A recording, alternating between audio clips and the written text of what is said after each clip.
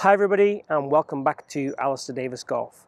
Today's video is all about club face control through impact and my two favorite ways of controlling the club face through impact.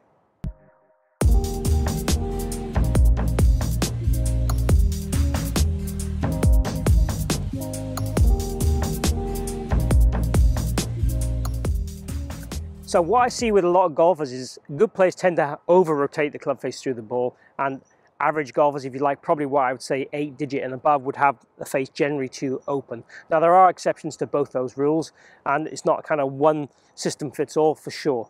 But what I want to talk about is two great ways to control that club face through impact. So the first way is all to do with the lead wrist.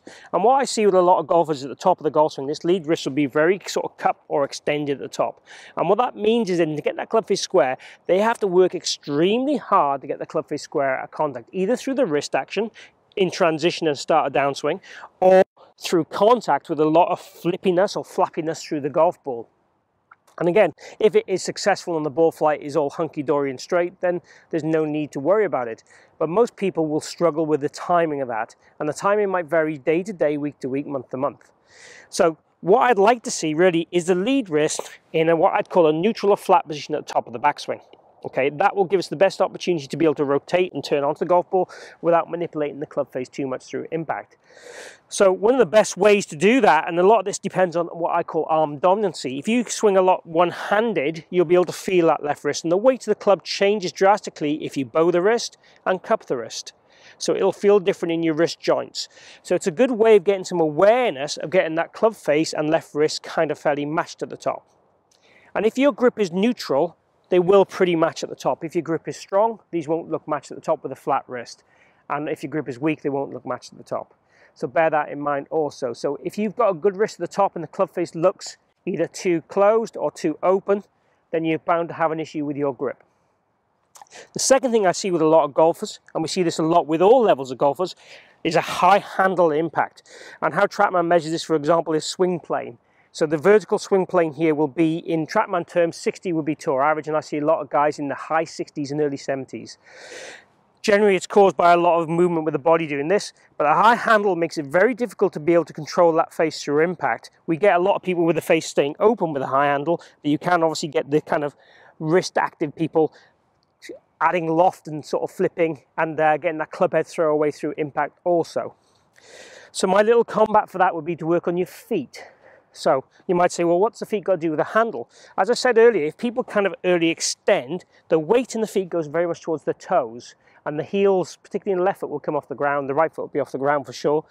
What I want to see with this kind of exercise is toes airborne. So both toes in the air as we make contact. So if the toes are airborne, the butt will tend to go further away from the golf ball and the handle will go lower. It's much easier then to rotate and control the rotation of the club face with a lower arc of the shaft through the ball than is a higher arc. And your wrists are much easier to work in those areas too. So let's just hit one doing that little drill. I'm going to hit this kind of half to three-quarter swing. So what I'm looking for here is my left toe airborne at contact.